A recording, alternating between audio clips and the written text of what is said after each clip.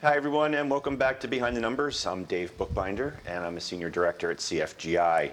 And this is the program where we dig deeper to understand what really matters most in business. And I'm really looking forward to this conversation today because we're going to be taking a look at private equity through a little bit different lens with my guest, Michael von Bevern, who is the partner and co-founder of Socium Fund Services. And Michael, welcome to Behind the Numbers. Thank you, David. Pleasure to be here.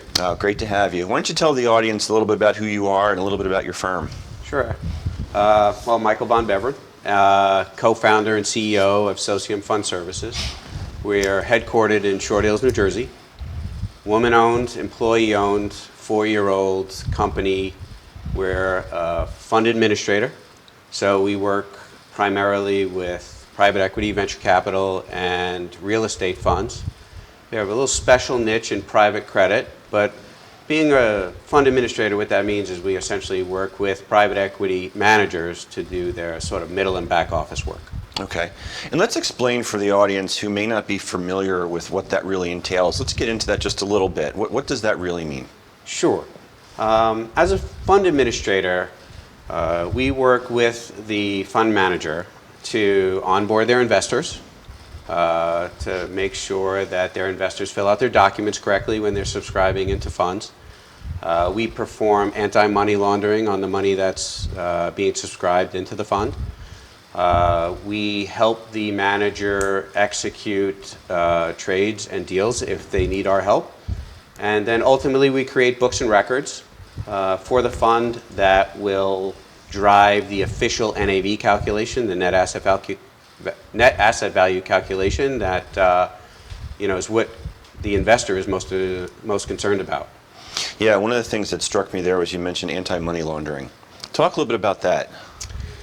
Yeah, so though private investment funds are not necessarily efficient uses of money laundering, they have been used in the past. So we're required to perform anti-money laundering checks on the money coming into the fund and making sure that the investors are not politically exposed people, or they're not on an OFAC list, and somebody that should not be investing with potentially, illegal money. Now, if a PE firm is not using you, for example, to perform that function, are they doing something like that typically? They may not. Yeah. So the United States does not have the strongest AML regime. So we follow the Cayman Islands AML regime, which requires us to do it on all our clients, regardless of whether they're domiciled in the U.S. or not. Yeah, so the fund administration piece obviously is pretty important for the private equity firm, but talk a little bit about why it matters so much for the investors and maybe even for the portfolio companies themselves. Sure. Well, certainly Bernie Madoff was probably our biggest salesperson. Yeah, there's a name we all know, right? Yeah. So, prior to Madoff, hedge funds had embraced using fund administrators, probably in the early 2000s, as a way to create like operational efficiency in their back office. But really, once the issue came up where basically Madoff was creating his own NAV calculations, the idea that investing your money in a blind pool to begin with, and then having the manager create the statement to tell you what it's worth, basically was a big catalyst for the use of fund administration, and it has grown substantially over the years. Private equity has embraced fund administration over the years, venture capital, real estate, basically all types of commingled investment vehicles pretty much use a fund administrator today. Yeah, I mean, you need that sense of independence and security to know that your money is not being diverted inappropriately. Yeah, at the end of the day, we issue a statement with our name on it, so it carries our liability on those numbers, and investors will call us and do call us when they have questions about, the fund. So let's talk a little bit about NAV. So for those who aren't familiar with that acronym, it's net asset value. And as you know, valuation is near and dear to my heart. I know. That's what I do for a living. So talk a little bit about the NAV calcs. How are they done, and why do they matter? Yeah, an NAV calc is fairly complicated in the sense that it looks at every asset and liability of the fund. Basically, the net asset value is the assets minus the liability. So really what they're looking at is how much is the equity worth in the fund. And then we take that NAV and that equity and we apportion it to each one of the individual investors based upon their ownership percentage. So we start with making sure it's right. Things like how much cash does the fund own? We want to substantiate that cash. What investments did the fund make? We want to substantiate those investments as well. It's a lot easier if you're dealing with public securities because there's typically a custodian or a prime broker that is basically certifying that they've received those securities on your behalf. But in the private equity and venture capital world, a lot of the investments are done, on paper, And so we do our best to verify those assets, and we work with the manager to value them, which is, part of the reason why I think we're a good fit together. Is we work with them to at least get them valued at least once a year, and hopefully the funds are being audited, to help substantiate those values. And at the end of the day, that net asset value is ultimately where we're portioning to the investors, usually quarterly. Yeah, and that resonates. Look, my firm helps private equity all the time in a variety of matters, including valuing portfolio companies for these reasons and certainly others. But are you finding that the PE firms are outsourcing that NAV calc, or are many of them doing it in-house because they've got the in-house capability? Sure. Well, there's multiple tiers of managers out there. I would say the smallest managers believe they can do it themselves. They save money by doing it themselves, and basically most of their investors are friends and family. So they trust you. They know you know what you're doing, and they believe that you can calculate an NAV fairly. The largest of the largest managers, who are managing multiple tens of billions of dollars, have built out sophisticated in-house teams that are walled off, that create the NAV, that their investors believe in and trust in, whether it be Blackstone or BlackRock or Carlyle or KKR, those really big firms. Where we sort of fit in the market is sort of that middle market. I would say anywhere between firms managing 10 million to 5 billion will typically pick fund administrators like ourselves, to work with them. And we do more than just the NAV calculation. We help them, wire money. We help them with their books and records, get their audit done at the end of the year. So sort of the headline version of what fund administration is the official NAV calculation. But there's so much more operational efficiency they get from working with an outsourced team of experts like us. Sure. Before we went on the air here, you had mentioned that a number of the firms that you work with, part of their investment criteria are focused on the teams, management teams. Tell the audience, for the listeners and viewers who may be with groups that are potentially looking to raise capital at some point, what are the kinds of criteria that private equity firms are looking at these days? Sure. And I do feel like I'm in a fairly unique position because as a founder and a person who considered raising private capital to grow my business, working in the same industry, I feel like I have a unique perspective on this. And basically, when I work with our managers, one common theme is they're investing in teams. They're looking for strong management team with a strong track record, and certainly, returns and the ability to, deliver, top quartile returns is important to an investor. But from the fund's perspective itself, good investments usually start with good teams.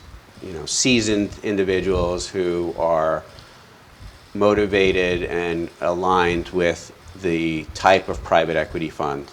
And that's why there's so many of them out there. And if you're struggling to raise either like a seed round or a Series A round, there are a lot of firms out there. You have to cast a wide net to find the right one, and don't give up because though there's not a Match.com for capital, it's a relatively small network, and once you get involved in that network, persistence typically pays off. Yeah, you mentioned that you were involved in a capital raise. How'd that go? Yeah, capital raising is a full-time job. And so when we first started down the path of raising capital for Socium, we noticed how much time it would take, and as an entrepreneur, I look at everything as a return on my time. And I could spend a lot of time trying to raise capital, and ultimately I decided it would be better just try to grow the business, best I could, because the better you grow the business, the more purchasing power you have with raising capital. And so, ultimately when I boiled it all down to figure out why would I be raising this money, I said all I really need to do is find customers, and the rest will take care of itself. So ultimately we decided to stay employee owned, and I'm happy we did. But that's not for everybody. Yeah. If I was a technology company, which is a big place where certainly venture funds go, you need that kind of upfront money to put a team together to develop a product. Whereas, we operate based upon our abilities. Right. Gotcha. For those folks watching and listening that may want to learn more about you or how they can work with you, Michael, what's the best way for them to reach you? Well, I'm on LinkedIn, Michael von Bevern on LinkedIn, where our website is www.sociumllc.com. And my contact information is on the website as well as LinkedIn. We're also on Twitter and Facebook. Very good. We only have about 3 minutes or so to go in this first segment, but I want to kind of jump off of the investing in teams theme and take that into the discussion around ESG investing, environmental, social governance. It's a very popular, trendy investment style. It's certainly a feel-good way of making investments. What are you seeing in terms of PE investment in the ESG space? A lot of focus on ESG, more so in the last 6 months than I've seen, in the 15 years of me working in this space. I think with the current environment within our country, people are trying to mix social impact with investing at the same time, and there is a lot, at the end of the day, they are still in it for returns. When they invest in ESG focused funds, they are still looking for returns. But at the end of the day, that they want to be able to represent to their investors that they're making an effort to do their part in responsible investing. Yeah. Has COVID-19 impacted your business in a dramatic way? It actually has, but in a lot of ways positively. One is the fact that we work with mostly private equity and venture capital. Those funds are what they call closed-end funds. So when you invest in a private equity firm, you're really doing it for the next 10 years. And so the idea of taking my money out of the fund because of COVID-19 really doesn't exist. So they were able to maintain their normal operating cycle, fund their portfolio companies. And then the increase in social networking and Zoom and my ability to get our name out there and market through virtual networking has really been, real positive, including we were able to pick up a person who was let go from another firm, this tremendous salesperson that works with us, Nancy Valakis, who has really moved our firm forward with regards to marketing and PR. Yeah, it's an interesting point you made about kind of, we'll call it the stability of the investment, if you will, because investors don't have that ability to hit the panic button and sell in a perceived downturn. Yeah, it's almost a way to sort of set it and forget it. Once you're invested in the fund, you're investing in the manager, you're relying on their expertise to pick the investments, and their track record of doing those types of investments, and as a limited partner, you're a passive investor. And when you invest in a private equity fund, you're basically locking up your money for 10 years. Yep. Hence the non-efficient way to launder money. That's a good spot to take a commercial break. So in the studio, we're going to jump back here to pay a few bills, take a quick pause. Don't go anywhere. We'll be right back on Behind the Numbers with Michael von Bevern.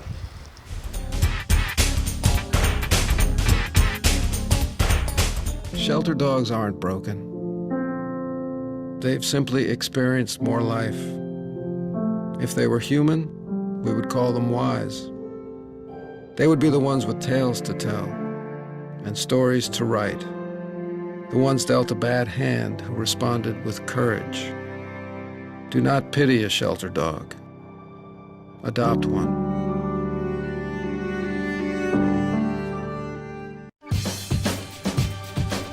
Say we've got grit, and we'll take it as a compliment. Because it's our uncommon drive, our spark within, that brings us together and sets us apart. We are temple made.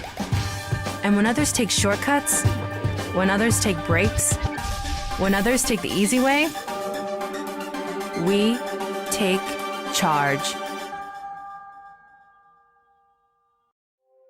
Add us on social media to watch bloopers, behind-the-scenes footage, previews, and more.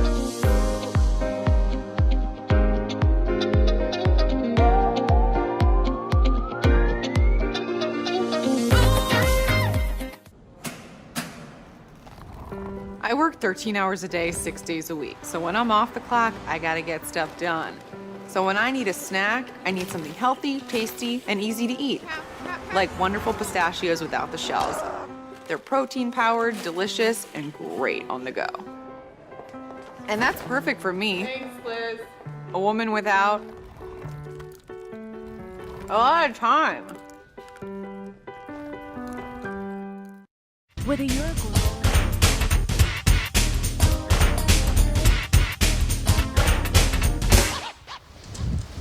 Welcome back to Behind the Numbers, and today we're talking about private equity from a different lens with the founder and partner at Socium Fund Services, Michael von Bevern.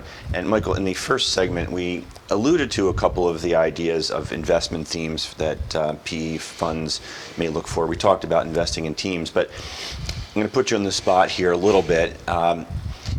People watching and listening who might be wondering, is this the right fit for me? How do I go about becoming attractive and investable? What would you say to them? Well, I would say be prepared. You cannot be overly prepared if you're going to try and raise money. Have your ducks in a row, have a great story. Really tell the story that differentiates you from the other 1,000 pitches that they're looking at. So, of that 1,000, how many are actually going to get funded? A small percentage. Yeah. Single digits for sure. Could be 3 to 5% of deals Okay. actually would get funded in a year by any given manager.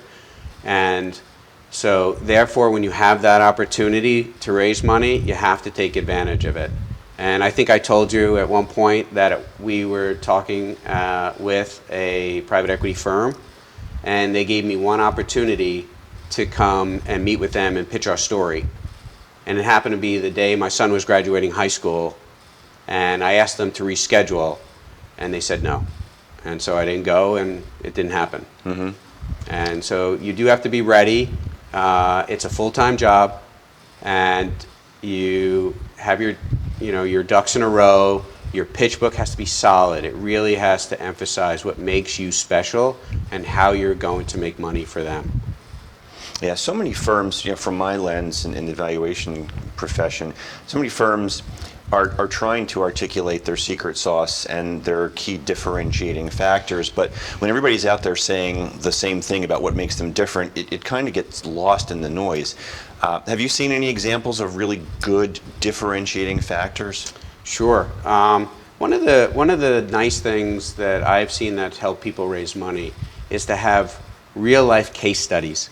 They go out there, because most of these people, didn't graduate college and start a business. They've worked for a number of years, and then they realize that an entrepreneurial track is where they wanted to be. So having a case study where basically shows you've done it before, and you could do it again with a little bit of a catalyst from a private equity firm, I think really speaks the story of how you operate. And ultimately, that's what they want to see. They want to know that their investment is safe with you and that you have something that's repeatable. Yeah, great advice. Make sure that you're protecting their investment and that you've got something that's replicable. Been there, done that. Exactly. Yeah, good stuff. And I think a lot of folks maybe see that on Shark Tank from time to time, but good advice, and it clearly resonates. One of the things that a lot of people may have a misperception of when thinking of private equity is that they're in, they're out, they're hands off, they really don't care.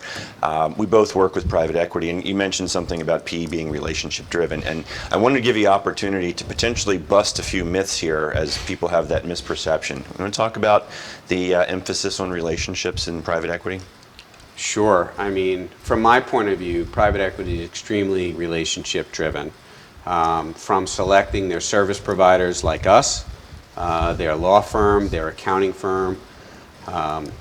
They want cultural alignment between the teams, because at the end of the day, we're an extension of their firm. And they want to know, in the same vein that they can go to their junior associate and say, I need this done and I need it tomorrow, they can call me and say, I need this done, I need it tomorrow, and I react the same way as if I was an employee of theirs. So when they work with their portfolio companies, they're so involved with those companies. Very, very rarely are they completely just like hands off, give them the money and hope that it turns into something. You know, they are experts in their field. They are experts in connecting people that need to be connected, whether it's for a big sale or potentially a new product line. They help them with banking relationships if they need to raise money. Very, very valuable. It's a high leverage relationship that you can get out of private equity. The downside is you're giving up, ownership of your business potentially. But using a Shark Tank reference, one I use a lot, is would you rather own, 10% of a watermelon or 100% of a grape? Yeah. That's a Mark Cuban line, and I believe in it. And so I think once you start to run your own business, what we've been doing Socium over 4 years now, you think about that constantly. Is this the right move for me? And so, like I said before, there's lots of firms out there that invest in your type of company, whether you're a tech company or services company or healthcare company. Find those guys who understand your strategy, and they could really be, a source of leverage for you. Yeah, good rocket fuel. Yeah, absolutely. Michael, how can people learn more about you or reach out to you if they want to connect? So, like I said, I'm on LinkedIn, and I'm an active person on LinkedIn. I like to publish a fair amount on LinkedIn with thoughts about the industry, thoughts about service companies and outsourcing in general. That's probably the most efficient way to do it, other than, obviously we're on our website and you can contact me through there. Okay. I want to shift gears a little bit and talk about what I call your journey of entrepreneurship. We've got a lot of folks who are in the audience who are entrepreneurs, who serve entrepreneurs, and always interesting to get some nuggets to share, lessons learned and things like that. So why don't you talk a little bit about your journey, what inspired you to go out on your own, and what are the do's and don'ts? Sure. Well, I certainly didn't start out that way. I mean, I started very traditionally. I was in public accounting to start my career, and then ran around Wall Street for a few years until ultimately I was on the trading desk at a hedge fund in New York. And when you're on a trading desk, you're basically given a limit and a phone and a computer, and they say make money. And I did that for a number of years, and I really found that if you build relationships with people, sort of the revenue will come.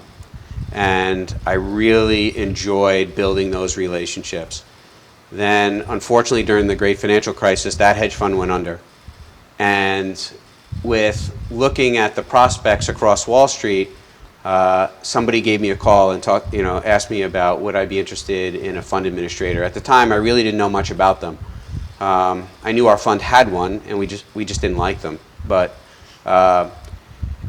they said they need smart people who know sort of accounting, operations, and trading, and you may be a good fit. And it's in New Jersey, so that was a big help. I didn't have to commute into New York anymore. So once I got there, I worked with 3 great founders of that company, and they really allowed me to sort of run the business from a day-to-day perspective, hiring people, bringing on new business, helping them really set the direction of the firm. And that gave me that taste that this is maybe what I want to do. We were subsequently bought, by a bigger company, much more bureaucratic. And ultimately, I realized that I had that entrepreneurial gene, and it was not going to be, exercised in a bigger company. Yeah. So had the idea for Socium, and I said, let's give it a shot. Thankfully, my co-founding partner, Beth Mueller, who's also a Jersey resident, who worked with me in my past couple of jobs, said yes and agreed to be my co-founder. And we've been ham and egging it ever since. You mentioned that you are an employee-owned firm. Yes. In addition to a women-owned firm. What inspired the decision to make it employee-owned? Well, you'll appreciate this because of your book, but when we had an opportunity to start Socium, we really had the opportunity to start from scratch and look at all the pieces of the operating model that sort of worked and didn't work in our industry. There's basically three pieces. There's people, there's process, and technology. And the technology, we went hard after getting the best of breed technology that we could, and we still believe, we have today, better than most of our competitors. Process, I am a process geek. I love process as a former accountant, and our control environment at Socium is as tight as it can be. But ultimately, it's driven by people. And what you have in our industry can be sometimes high turnover. And one of the things about high turnover that our clients don't like is that they spend a lot of time teaching our people about their strategy, how they do business, who their investors are, what their investors like, and then ultimately for them to leave because we're not satisfying them in some way, is painful for both of us, both our clients and our firm. So we decided to make it an employee-owned business. So all our employees, all our full-time employees at least, have real equity or on a path to real equity. Yeah, so they're invested in the business, Absolutely. literally, metaphorically. Yeah. Absolutely. And so if that phone rings at 7 o'clock and you were thinking about leaving, maybe you'll stay and pick it up. Yeah. Yeah. Got it. We only have a couple minutes left in the program here, but I wanted you to look into your crystal ball and talk to us a little bit about the future of your industry, the future of PE. What are the key influencers, and where do you see it headed? All right, it's two questions because the future of my industry is Yep. interesting. My business is part of an M&A wave. Fund administrators are constantly being bought, and it's interesting for me to watch it all happen. It's good information, and I'm not saying it'll never happen for us, but right now I'm enjoying the sideline view of what's happening in my industry. From the PE perspective, what we're seeing is the big firms continue to do well. The first quarter of this year, you saw some really big fund launches, from big names, household names. The smaller guys are definitely struggling. It's a relationship business that usually takes, multiple meetings face to face before an investor will give you money, to launch that fund. So not being able to travel and having to do meetings over Zoom or whatever process that you're using has made it much more difficult for the new guys to launch. And really, first-time launches is where we really specialize. Yeah. We really want to help those first-time managers launch their first fund because our goal is by adding us to the mix. And I think I've used this analogy way too many times, but I'll use it again. We like to create a 1 + 1 = 3 relationship. By adding us with the fund manager, we believe that they will grow better than if they were on their own, and ultimately becomes a win-win for both of us. We've worked with a number of, $10 to $30 million managers over the last 15 years who now manage billions of dollars. And I'm not going to take credit for them getting to billions, but I do feel that we play a large part in helping them, achieve those goals. Yep. And on that note, we're going to have to hit the wrap button here. So, Michael, thank you for joining us today on Behind the Numbers. Appreciate it. Thank you. Appreciate it. Yeah, and thank you for watching and listening to Behind the Numbers. We've been talking about private equity fund administration with my guest, Michael von Bevern from Socium Fund Administrators, Socium Fund Services, I should say. If you're watching or listening somewhere and you see a subscribe button, please be sure to hit it so you can stay in touch with all that we're up to. And until next time, we will see you again on Behind the Numbers. Take care, everybody.